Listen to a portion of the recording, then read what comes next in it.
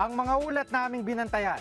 Ang mga kaso ng mga batang kinikidnap at ginagamit sa panlilimos. Sabi ng mga bata, ate, nakita namin si nakasuot daw na pambabae, namamalimos, may hawak siyang baso. Anong ginawa daw sa'yo? Anong ginawa? Pinapalo. Tsaka? At ang kinahinatnan ng anti-EPAL bill. Yan, yung mga ganyan, yung mga announcement, ano masasabi mo dyan? Pwede naman ako sa pabor, pero hindi ko alam kung para saan yan eh. Hashtag lang sila, and then tinitingnan ko kung talagang EPAL ba, bakit EPAL yon. Ito ang mas malawakang pagbabantay. Sa mga issue ng pamahalaan at lipunan, Reporter's Notebook. Kinikidnap at pagkatapos ay ginagamit sa panlilimos. Ganito ang sinapit ng ilang menor de edad sa kamay ng mga mapanamantala. Paano sinusolusyonan ng pamahalaan ang iligal at mapang-abusong gawain ito?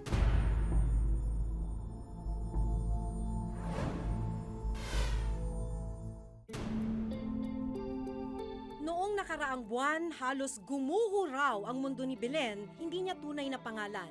Ito ay matapos mawalay sa kanya ang 5 taong gulang niyang anak na itatago namin sa pangalang Kevin. Huli raw nakita ang bata kasama ang 2 pa niyang kalaro sa isang lugar sa Maynila. Sabi niya maglalaro lang sila ng kaibigan niya. Maya yung mga anong oras na yun, tanghali, ang mga alauna, naghahanap na yung mga magulang ng 2 bata, kalaro ni Sabi niya, asan na yung mga bata? Nakabalik sa kanilang mga magulang ang 2 bata pero hindi na nila kasama ang anak na si Kevin. Kwento raw ng 2 bata, isang lalaki ang sapilitang nagsakay kay Kevin sa jeep at maswerte lang silang nakatakbo. Inireport ni Belen sa pinakamalapit na barangay at pulisya ang kaso ng pagkawala ni Kevin. Nagbigay siya ng larawan at ilang impormasyon pero bigo silang matunton ang bata. Hindi ko naman kagustuhang mawala yung anak ko eh. Kaya kahit gabi, hinahanap ko siya. Tulog na sila lahat, tumatakas ako, hinahanap ko yung anak ko. Sabi ko nga pag naghahanap ako eh, makita ko lang talaga yung kung sino kasama ng anak ko. Mamatanda man o bata, talagang mangyayari talaga kung anong gusto niyang mangyari. Isang buwan daw na ininda ni Belen ang sakit na idinulot ng pagkawala ni Kevin hanggang sa makarating sa kanyang isang balita. May nakakita raw kay Kevin sa kalye, nakadamit pambabae at namamalimos. Sabi ng mga bata, ate, nakita namin si nakasuot daw na pambabae, namamalimos, may hawak siyang baso. Sa tulong daw ng mga tanod, agad na na-rescue si Kevin noong ika-6 ng Hunyo. Malaki raw ang ipinagbago sa pangangatawan ng bata mula nang siya'y mawala. Ang baho-baho daw, ang dungis-dungis. Pagkakita sa akin nga ng bata, sabi ng bata, Mama, yumakap agad sa akin. Siyempre napaiyak ako sa sobrang tuwa. Ang payat-payat kasi ng bata, nung nakita namin nung time yung bata, ang itim-itim ng mga mata, parang walang tulog. Bukod sa panlilimos, minaltrato rin daw si Kevin ng taong dumukot sa kanya. Anong ginawa daw sa'yo? Anong ginawa? Pinapalo. Tsaka? Tsaka anong ginagawa sa'yo? Tinanong ko yung mama. Pinagmumura ko. Sabi ko, walang hiya ka talaga. Sabi ko ganun. Pinapalo pa yung bata, pinapainom mo ng ihi. Hindi naranasan sa amin yan.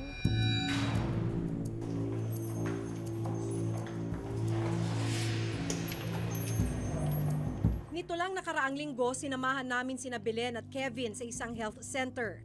Ayon sa doktor na tumingin sa bata, bukod sa diarrhea ay naging underweight daw si Kevin dahil marahil ng labis na pagkagutom. Nagtatai din daw siya, sabi ni nanay, nung bumalik. So, ngayong araw naman, wala naman tayo nakita na signs of dehydration na.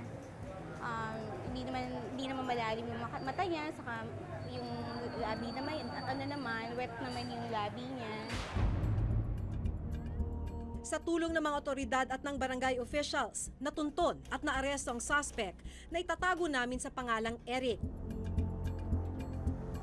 Bagamat inamin ni Eric na halos 1 buwan niyang kinupkup ang bata, mariin niyang itinanggi ang mga paratang na tinangay niya si Kevin para mamalimos. Hindi po totoo yun. Nahawa po ako kasi sinama ko po. Nakita ko lang po pagkala-gala. Baka po kasi iba po makakawa. Baka ano po ang gawin. Ang mali ko lang po, di ko po na sa barangay o kaya sa police. Ayun na po baling pagkakamali ko. Din lang po ako ng ng complainant eh. Lahat yun, di naman po totoo yun eh. Sa kabila ng mga ganitong insidente, wala pang gumugulong na investigasyon ang Philippine National Police tungkol sa mga batang dinudukot para gawing kasangkapan sa pamamalimos. Wala pang dumarating sa amin na case na ang kinuha yung bata tapos pinagpalimos. Wala pa rin kaming nare-rescue na ganon. Hindi namin alam pa kung para saan, for what purpose yung pagkuha sa bata. Kung pagpapalimos o for prostitution or ibebenta uli, ipapaampon dun sa ito ay kung ano ang purpose nila ay hinala lang natin yon. Giit naman ng Philippines Against Child Trafficking o PAC. Karaniwan daw na pinatatakbo ng sindikato ang ganitong uri ng krimen laban sa mga bata. Ano mang forma ng trafficking, halimbawa, ito ay pinapatakbo ng mga sindikato. So isang malaking industriya siya na pwedeng pagkakitaan nila, malaking kita nila dito. Base rin daw sa mga natanggap nilang impormasyon, kanya-kanyang modus din ang mga grupo para maisakatuparan ang kanilang plano. Meron kaming alam na mga religious group halimbawa na nagre-recruit ng mga bata para sabi pag-aaralin sila, in the end yun pala, pagbebentahin sila ng mga product. Meron pa for illegal activities like kinikidnap ang mga bata or nire-recruit sila, in the end pala, pagnanakawin sila. Noong nakaraang buwan, naglabas na ng statement ang Malacanang na paiimbestigahan sa Department of Interior and Local Government ang ganitong mga kaso. Ang tingin ho namin hindi naman talaga siya parang sindikato. Meron hong mga paisa-isa on their own na ito ho yung ginagawa nila. Ang atin hong ginagawa, una, patuloy ho yung pag-asikaso kung may report hong batang nawawala o sinasabing inabduct. Pinilit ko pa rin pong hanapin yung anak ko. Dahil buhay po yun eh. Saka di ko pa sigurado kung saan siya tutungo, saan po siya dadalhin.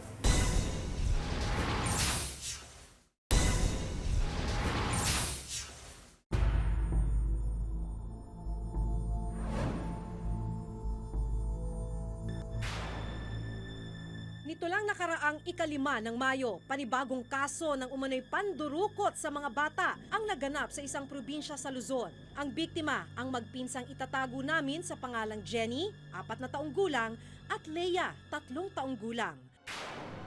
Kwento ng ina ni Jenny na itatago namin sa pangalang Lisa, naglalaro lang daw ang mga bata sa labas ng kanilang bahay noong araw na sila ay mawala. Base sa kwento ng kanilang mga kalaro, isang estrangherong babae ang lumapit sa mga bata. Mabilis po kasi pangyayari na wala po silang parabol agad.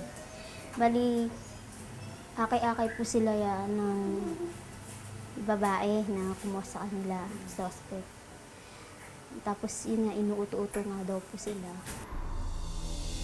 Kinumpirma ng saksing si Glenn, hindi niya tunay na pangalan, na nakita niyang may kasamang babae ang magpinsan. Kita ko po yung dalawang bata nasa plaza, sa playground, naglalaro. Hindi ko na makakalain na yung pala yun, kasi nakabis po eh. Tapos biglang naglabasan na po yung tao sa simbahan. Hindi ko na po nakakuha yung bata dahil sumabay na po siya sa mga tao eh. Hindi raw tumigil sa paghahanap si Lisa at ang iba pa nilang kaanak. Pinilit ko pa rin pong hanapin yung anak ko eh. Dahil buhay po yun eh. Kaya di ko pa sigurado kung saan siya tutungo, saan po siya dadalhin. Matapos ang 1 linggong pagkawala, nakatanggap sila ng impormasyong may 2 batang natagpuan sa isang bayan sa kanilang probinsya. Baling nakakuha po doon sa anak ko, barangay Tanod po. Tapos isang DSWD, ngayon ko sa kanya. Yung isa naman po, isang policewoman po. Niyakap po siyang bigla. Hindi rin makapaniwala si Lisa sa kwento ng anak niyang si Jenny. Matapos daw kasi silang dukutin, dinala rin daw ang magpinsan sa kalye para mamalimos. Nagpapalimos sila ng damit, tapos pagkain. May nakakita nga po dito sa Meralco, sa may Pius, na nakita nga daw yung dalawang bata, pinaghihingi ng pagkain. Yung nakakita naman po na awa, binigyan naman po ng pagkain. Sabi nung nakakita na, laki-laki nga daw ng katawan ng babae, ni suspect. Bakit to ang bata pinaghahanap buhay niya? Hanggang ngayon ay iniimbestigahan pa rin ng mga pulis ang naganap na insidente ng pandurukot. Paglabag sa Republic Act 9208 o ang Anti-Trafficking in Persons Act of 2003 ang maaaring kaharapin ng sino mang sangkot sa ganitong iligal na kalakaran. Nakapaloob rito na maituturing na acts of trafficking in persons ang pag-recruit at pagtatransport ng mga menor de edad at kababaihan para sa prostitusyon, pornografiya, sexual exploitation, forced labor, slavery o pangaalipin, o kahit ang mga ipinambabayad utang ng mga individual. Sino mang mapatunayang lumabag dito ay maaaring makulong ng 20 taon at magmulta mula 1 milyon hanggang 2 milyong piso. Kasi yung 9208 ay special law na tinatawag, no? Pwede rin yung kidnapping and yung child trafficking. Pag itong bata naman ay dinala at inabuso at ginawang pinagtrabaho ng sapilitan or ginawang prostitute, ito ay human trafficking. Pero ayon sa PAC, sapat man daw ang parusang nakasaad sa batas, tila wala rin daw itong saysay kung hindi sapat ang kaalaman ng mga magulang at komunidad tungkol sa umiiral na batas. Dahil daw dito, karaniwang hindi na ire-report ang mga kaso, lalo na sa liblib na mga lugar. Yung pagpapalakas ng impormasyon, ng kaalaman ng mga tao tungkol sa trafficking, kamukha ng trafficking for begging or for forced labor ito, dapat alam natin na hindi dapat ginagawa ito sa mga bata. No?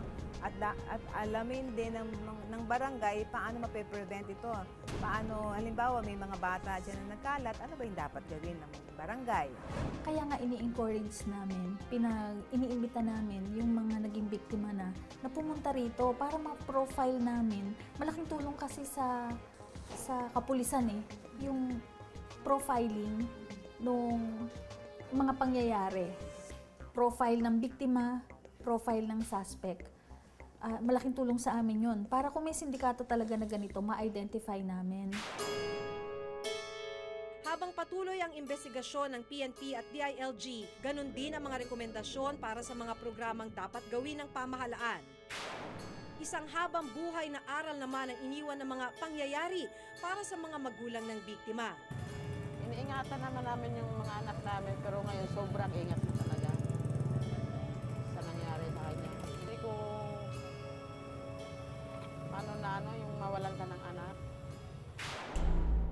Habang si Lisa, kasalukuyan pang may trauma sa nangyari. Ayoko na lumabas ng bahay. Yung anak ko, sobrang bantay ko na. Kahit sa school, hatid sundo ko siya. Sa takot na baka maulit pa yung nangyari. Wala mang malinaw na datos sa mga otoridad tungkol sa kaso ng pandurukot sa mga bata para gawing kasangkapan sa pamamalimos. Hindi pa rin dapat ipagsawalang bahala ng pamahalaan ang pagtutok sa ganitong mga kaso. Mas malinaw na implementasyon ng batas, malawak na kampanya para sa impormasyon ukol sa human trafficking at mas epektibong pagbabantay mula sa bawat kabahayan ang dapat na pagtuunan din ng pansin para mapanatiling ligtas ang sinuman sa mata ng mga mapanamantala. Ako si Maki Pulido at ito ang nakatala sa aking Reporter's Notebook. Hashtag lang sila and then tinitingnan ko kung talagang epal ba, bakit epal yun.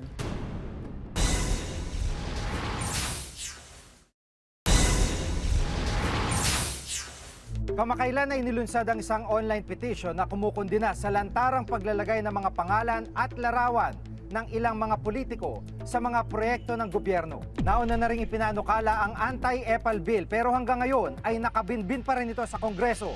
Makatwiran nga ba ang ginagawa ng ilang politiko?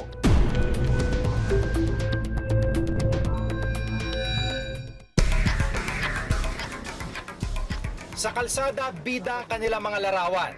Sa mga proyektong pinondohan ng pamahalaan, nakakabit din ang kanilang mga pangalan. Dahil nakabalandra at nakakalat ang kanilang litrato sa mga proyektong pampubliko, tinaguren silang EPAL o mapapel na opisyal ng gobyerno. Internet ang nakitang paraan ng ilan para ipakita ang pagtutol sa mapapel na politiko. Sa website ng blogwatch.tv, isang page ang ginawa kung saan malayang na ipopost ng sinuman ang mga kuha nilang litrato ng umano'y epal na politiko. Umabot na sa 20 ang bilang ng mga litratong isinumite sa website. Nag-umpisa yan dahil sa diskusyon namin sa Twitter. Kasi nag-umpisa na yung nagtataka mga followers namin na bakit na why is there nagkaroon ng discussion na about election na ganyan. Sabi na maepal naman ito mga candidates ganyan. Ang dami ng contributions. So nag-hashtag lang sila, Apple Watch, and then tinitingnan ko kung talagang epal ba, bakit epal yon. Sa Facebook page na ito, pati donasyong school supply sa isang elementary school, meron ding pangalan ni Mayor. Kasi ang ating sistemang pampolitika, hindi lamang ang sistemang pampolitika, kundi ang sistemang sosyal ay personality-based. Kaya hindi mahalaga sa atin kung anong partido, kung anong administrasyon. Ang mahalaga ay nakikilala natin yung mukha, nakita natin yung pagmumukha niya, lalo na kung mag-personal appearance. Sa paglilibot namin sa Kamaynilaan, kapansin-pansing nagkalat ang signages na may pangalan o litrato ng mga public official. Sakaling ito, nakabalandra malaking litrato at pangalan ng politiko sa isang karatulang nag-aanunsyo ng isang bagong gawang kalsada. Sa ilalim naman ng street sign na ito, may nakadikit ding pangalan ng isang lokal na opisyal, habang nakaukit din ang initials ng isang mayor sa mga waiting shed, poste at Rhode Island. Maging sa mga ipinamimigay na bag at notebook sa isang pampublikong eskwelahan, may nakalagay ding litrato at pangalan ng politiko. So ano ang epekto sa inyo pag nakakakita kayo ng mga ganyan nakapaskil ng mga politiko, pangalan? Nakakainaya sa isang banda kasi nga imbis na i-ganyan nila, dapat pinamigay na lang nila sa mahirap yung pinapapagawa, diba? Yan, yung mga ganyan, yung mga announcement, ano masasabi mo dyan? Wala. Pabor ka ba dyan, pabor ka? O nanginayang ka rin? Hindi naman ako sa pabor, pero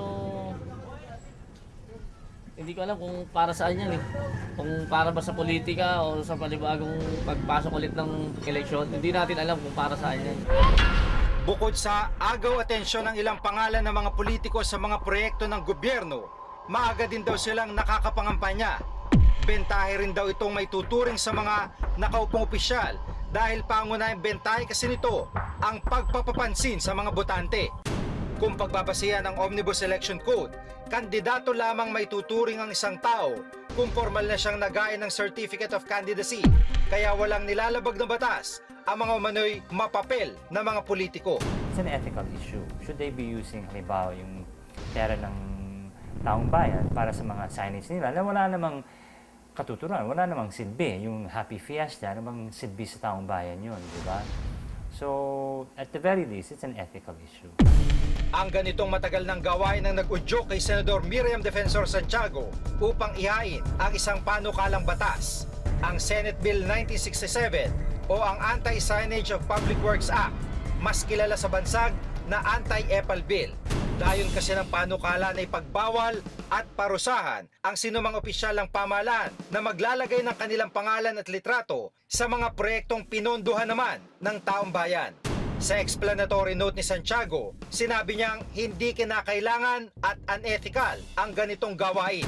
Sa Kongreso may tatlong version ng Anti-EPAL Bill, ang House Bill 3052 at 2309. Kapwa nagbabawal ipangalan ang anumang pag-aari o proyekto ng gobyerno sa sinumang opisyal ng pamahalaan.